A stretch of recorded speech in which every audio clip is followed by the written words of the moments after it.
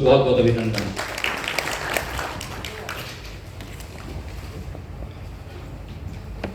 मंचासीन doctor Jaideep आर्य जी, doctor Sangeeta Naira जी, doctor Kiranmayi जी, doctor DD विद्यार्थी जी, Shri Vishal Sharma ji, doctor Roshan Lal ji, doctor Naresh Bhargava, Shri Sunil Bajaj, और मुझे लगता है कि शायद एक नाम कहीं छूट रहा है, हमारे जो बाबूलाल जी, चांसलर साहब बाहर से आए हुए हैं, बाबूलाल जी, और इसी तरह से सभागार में उपस्थित हमारे सभी सम्मानित विद्वजन। सबसे पहले तो चूंकि ये कार्यक्रम आज कुरुक्षेत्र विश्वविद्यालय में हो रहा है, तो कुरुक्षेत्र विश्वविद्यालय की ओर से और मैं अपनी ओर से आप सबका बहुत बहुत स्वागत करता हूँ, अभिनंदन करता हूँ। और इसके साथ ही मैं डॉक्टर जयदीप आर्य जी को आज के इस कार्यक्रम के आयोजन के लिए और उनकी पूरी टीम को अपनी ओर से बहुत बहुत बधाई देता हूँ कि एक ऐसा कार्यक्रम जिसकी हम लोग चर्चा तो करते हैं परंतु उसको करते नहीं है, तो आज आपने यहाँ पर करके भी दिखा दिया। और इतना लंबे समय से बताया गया कि सुबह से आप मंथन कर रहे हैं, चिंतन कर रहे हैं, तो ये जो जिसका नाम ही आज योग पाठ्यक्रम पर चिंतन बैठक, ये वाकई में एक बहुत अच्छा चिंतन हुआ है। आपने मेरे को भी जो आपने आज सारा दिन में डिस्कशन करके कुछ एक टेक अवे पॉइंट्स जो निकाले हैं वो भी बहुत सराहनीय है। इसके लिए आपको बहुत बहुत अभिनंदन। कुरुक्षेत्र गीता की जन्मस्थली है। हाँ बिल्कुल कर सकते हैं, क्यों नहीं। पूरी टीम के लिए एक बार सबको सहदेव का अपना शुक्रिया अदा करना है और इनका धन्यवाद।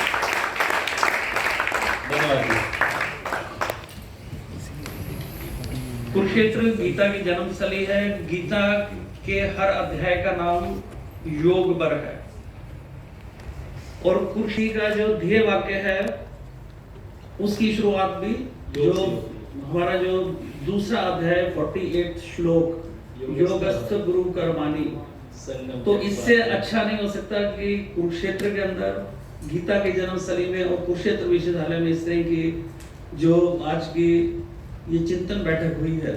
मुझे लगता है कि ये शायद आयोजन तो इसका किया है आर्य जी की टीम ने, परंतु शायद इसका संयोजन परमात्मा की इच्छा से हुआ है। बिल्कुल निश्चित रूप से। तो इसलिए हमारे लिए भी बहुत सौभाग्य की बात है।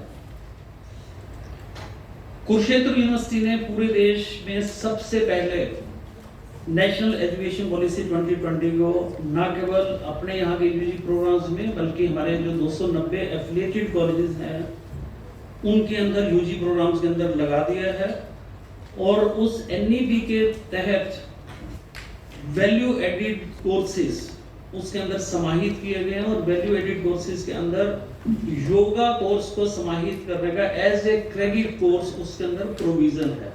तो मैं चाहूंगा कि इस तरह का क्रेडिट कोर्स जो कि आप रिकमेंड कर रहे हैं ऑलरेडी वो एनडीपी का एक पार्ट है और पूरे हायर एजुकेशन के अंदर भी इसको as value added course as a credit course इसको समाहित किया जाए बाकी विश्वविद्यालयों के अंदर भी। तो एक बहुत अच्छा आपका सजेशन जो जा रहा है कि इसको क्रेडिट कोर्स बनाकर हम लोग अपनी जो हमारा स्ट्रक्चर है शिक्षा का उसके अंदर इसको हम शामिल करें। अभी मेरे ख्याल में विद्यार्थी जी ने पेटेंट्स को लेकर कुछ बात करी थी, आप ही कह रहे थे पेटेंट्स के बारे में। हाँ जी, तो पेटेंट्स के बारे में मैं बताना चाहूंगा कि हमने पिछले 3 साल के अंदर एक यूनिवर्सिटी के अंदर पेटेंट फाइल करने का इकोसिस्टम क्रिएट किया। जब मैं यहाँ पर आया था तो हमारे पास केवल 5 या 6 पेटेंट्स थे। अभी इन प्रयासों की वजह से हम लोग आज 63 पेटेंट्स फाइल कर चुके हैं। 30 से ज्यादा पेटेंट्स हमारे को ग्रांट हो चुके हैं और बाकी सभी पेटेंट्स जो मैं कह रहा हूँ 63 ये सभी पब्लिश हो चुके हैं। बहुत जल्दी ये ग्रांट भी हो जाएंगे। योगा के बारे में मैं कहना चाहूंगा कि डेफिनेटली हमने इसके बारे में चिंतन नहीं किया। हम लोग अभी अपने केमिस्ट्री के पेटेंट्स, फिजिक्स के पेटेंट्स यहाँ पर जो लगा रहे थे तो एक बहुत अच्छा विचार आपने दिया है कि क्या हम योगा के अंदर भी पेटेंट्स करवा सकते हैं। डेफिनेटली इसके बारे में भी हम आने वाले समय के अंदर चिंतन मनन करके और अगर पॉसिबल हुआ तो इसमें भी कुछ पेटेंट्स हम लोग करके देंगे। अभी हमारे किसी पूर्व वक्ता ने इसमें मार्केट को लेकर बात करी थी कि जॉब एम्प्लॉयमेंट को लेकर योगा के अंदर किस तरह का स्कोप है, ताकि हम बात तो कर रहे हैं कि इसको अपने जो कोर्स करिकुलम का पार्ट बनाए। क्या इसके अंदर विद्यार्थियों की रुचि रहेगी नहीं रहेगी, क्या उनको जॉब मिलेगी या नहीं मिलेगी। तो मैं यहाँ पर एक बताना चाहूँगा बात, जिस समय हमारी सरकार में, हरियाणा सरकार में कि हमने योग आयोग बनाना है, इस पे चिंतन मनन चल रहा था, तो 2018 या 19 की बात है। तो मेरे को एक दिन मैसेज आया कि आपने योगा मार्केट के ऊपर एक प्रेजेंटेशन देनी है सीएम साहब को। I don't know how my name was picked up, I was not vice chancellor, मैं प्रोफेसर फैकल्टी में फ्रॉम सम क्वार्टर। तो मैं वहां पर वो प्रेजेंटेशन लेकर पहुंचा, कुछ और सज्जन भी वहां पर थे। सीएम साहब नहीं मिले तो उस टाइम जो कंवरपाल गुर्जर जी थे, उनके पेड़ की डाली थी, बलदेव मेरे घुटनों में बड़ी दर्द है, तो उन्होंने कहा जी आप पानी मंगाओ। तो पानी के अंदर भिगोकर उन्होंने लगाया उनके घुटने पे, और थोड़ी देर में मंत्री जी ने कहा यार मैं तो ठीक हो गया बिल्कुल। मतलब योगा में इस तरह की चमत्कारिक शक्तियां भी हैं, सिर्फ योगा को और करने वाले को जानना चाहिए, या उसको अपने आप को किस तरह से मार्केट करना है ये भी पता होना चाहिए। तो मैंने वहां जो प्रेजेंटेशन दी थी उसमें आप थे क्या? मेरे ख्याल में शायद आप थे ना वहां पे। आपको ध्यान है उस बात का? कब की बात है, 2018 या 2019 की बात होगी शायद? हाँ ऐसे ही था। तो चलिए, मुझे बड़ी खुशी, मैं तब से आपको ढूंढ रहा था कि उसके बाद मुलाकात नहीं, तो आज आपसे मुलाकात नहीं होगी। अभी मैं पिछले सप्ताह मैं उसकी बात कर रहा था, जो प्रेजेंटेशन मैंने वहां दी थी, मुझे पता होता कि इस तरह का विषय रहेगा तो मैं शायद आपको एग्जैक्ट फिगर्स कोट कर पाता कि योगा की कितनी बड़ी मार्केट पूरे विश्व के अंदर इंक्लूडिंग अवर ओन कंट्री उपलब्ध है।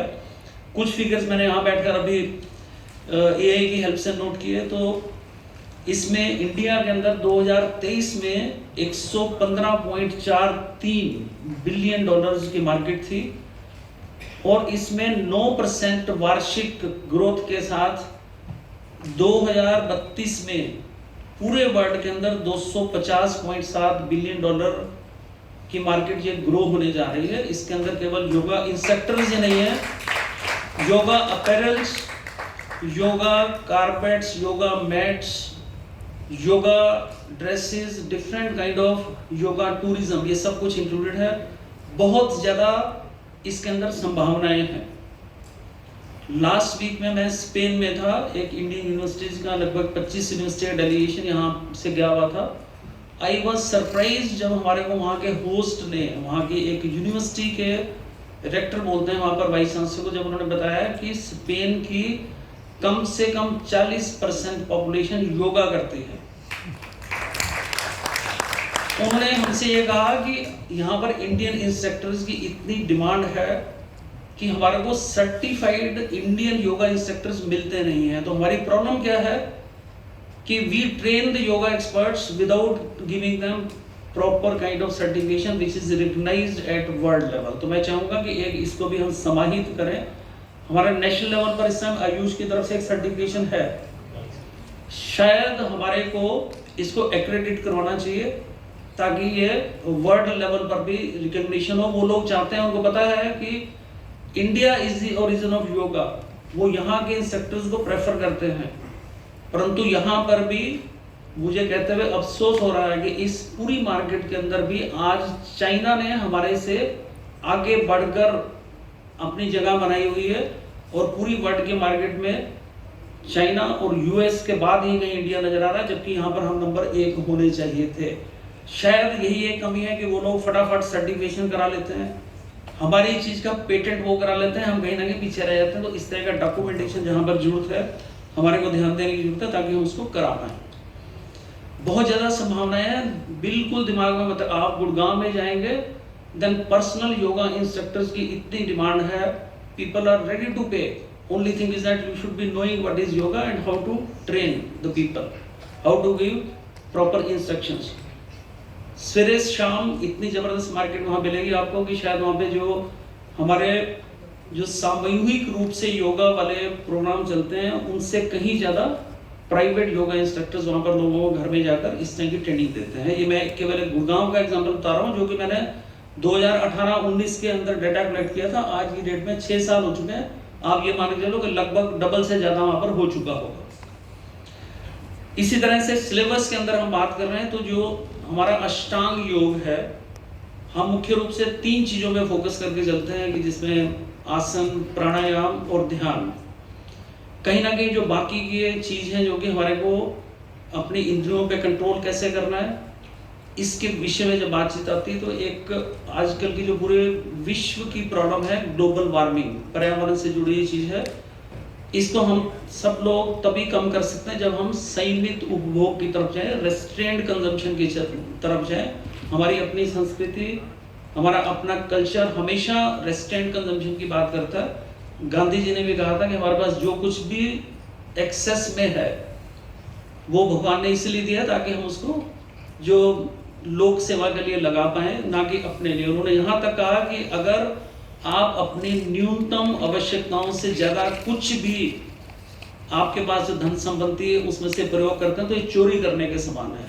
तो इस तरह का चिंतन हमारे समाज का रहा है, तो इसको हमने बढ़ावा देना है, केवल सिर्फ इन 3 पॉइंट्स में नहीं, जो बाकी के पॉइंट्स हैं कि जो हमने किस तरह से अपने आप को संयमित रखना है, किस तरह से समाज के अंदर हमारा जो कंडक्ट होना चाहिए, उन पर भी थोड़ा थोड़ा फोकस जरूर रहना चाहिए। इन्हीं शब्दों के साथ बहुत ज़्यादा बात ना कहता हुआ, मुझे वाकई बहुत खुशी है कि आज इस तरह का अच्छे कार्यक्रम के लिए आपने कुरुक्षेत्र यूनिवर्सिटी को चुना। इसके लिए मैं डॉक्टर जयदीप आर्य जी का और उनकी पूरी टीम का आभार व्यक्त करता हूँ और पुनः आप सबका अभिनंदन करता हूँ। धन्यवाद।